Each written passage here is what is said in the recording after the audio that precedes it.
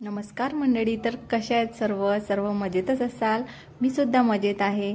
तर आता बघा सगळीकडेच भरपूर थंडी वाढलेली आहे, पण आमचं घर अगदी असं फ्रंटवर असल्यामुळे तुम्ही बघू शकता सकाळी सकाळी अगदी सूर्यदर्शन सुद्धा होतं आणि भरपूर ऊन पडलेली राहते.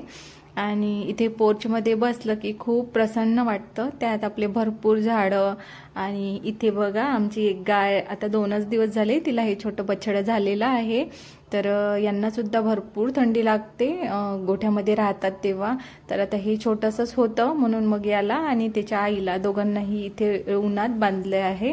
आणि त्यानंतर अर्णव सुमित स्कूलमध्ये गेल्यानंतर आज मला झाडांना थोडीशी कटिंगसुद्धा करायची होती. याच्या आधीसुद्धा मी तुमच्यासोबत शेअर केलेले आहे, मी कोणतं खत देते आणि कटिंग वगैरेचे व्हिडिओ मी तुमच्यासोबत शेअर केलेले आहे. तर आज मला डीप क्लिनिंग करायची होती. तर इथे बघा सुमितनी सकाळी सकाळी याच्यावरती बॉल मारला. तर बघा इतकं सारं म्हणजे मोठं वरचा झाडांचा भागच त्यांनी तोडून टाकला. तर खूप मन दुखत होतं माझं, तरी त्याला रागवली मी.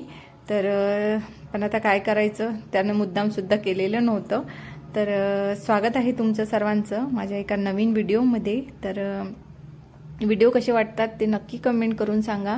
आणि माझ्या चॅनलवर जे नवीन असतील ते नक्कीच चॅनलला सबस्क्राईब करा आणि कमेंट करायला अजिबात विसरू नका. इथे बघा इतकी छान तुळशी लागलेली आहे आणि माझ्याकडे ना बऱ्यापैकी म्हणजे याचे रोप वगैरे पडले असतील तर बऱ्यापैकी म्हणजे 5 ते 6 च्या वरच तुळशा लागलेल्या आहे. त्यानंतर चला म्हटलं थोडा वेळ आपण इथे थोडा रेस्ट घ्यावा. इथे भरपूर ऊन पडतं आणि सकाळचं कोवळं ऊन आपल्या आरोग्यासाठी खूपच चांगलं राहतं. डी विटॅमिन आपल्याला फ्रीमध्ये मिळतं.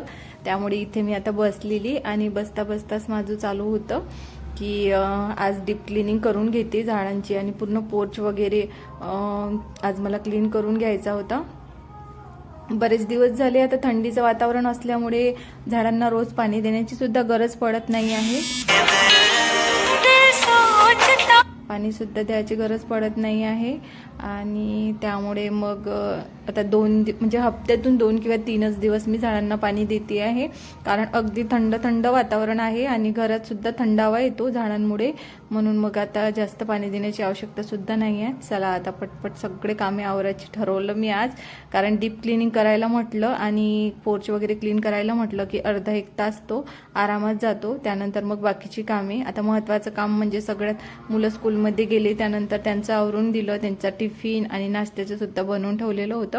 त्यानंतर मग आपलं हे काम झालं की मग लगेच नाश्ता करायला घ्यायचा आणि बाकीचे कामे आवरून मग स्वयंपाक करायचा. तर बाहेर आमच्या अगदी घराच्या समोरच झाडं लावलेले आहेत. काही मोठे आहेत, काही छोटे आहेत. आंब्याचं वगैरे पण आहे. तर त्या झाडांना मग वरूनच मी पाणी देते कारण साईडला आहे आणि वर मग अंगणामध्ये पाणी टाकलं की मग त्या झाडांवरती सुद्धा पाणी मारून देत असते.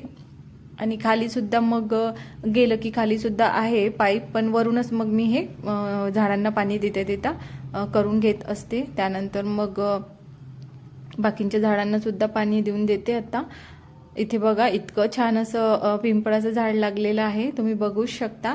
आणि नेहमी मी याची कटिंग करते, म्हणजे जास्त याला वाढू देत नाही मी, लिमिटेड असतं आणि दिसायला सुद्धा खूपच छान दिसतं. आणि अगदी आपल्या घरासमोर असे काही झाडं असले आपण म्हणजे अशा प्रकारचं काही वातावरण असलं की मग एकदम प्रसन्न वाटतं, शांत वाटतं. आणि तुम्ही बघू शकता इतके सारे म्हणजे मला अगदी म्हणजे कुठेही कोणाहीकडे गेलं की सगळ्यात आधी माझं एकच असतं की मला त्यांच्याकडून एक कटिंग तरी मिळावीच असं माझं असतं. आणि एवढे झाडं लावूनही एवढी झाडांची आवड असून सुद्धा असं वाटतं की हे सुद्धा कमीच झालेले आहे. आणि आधी मी रेंटवर राहायची त्या घरी सुद्धा ते सुद्धा मोठंच होतं. त्या घरी सुद्धा मी भरपूर अशी झाडं लावलेली होती. आता आपलं काय आणि रेंटवर असलेलं का, आपलं म्हणजे आपण जर त्या घराला आपलं मानलं तर ते आपलंच होऊन जातं.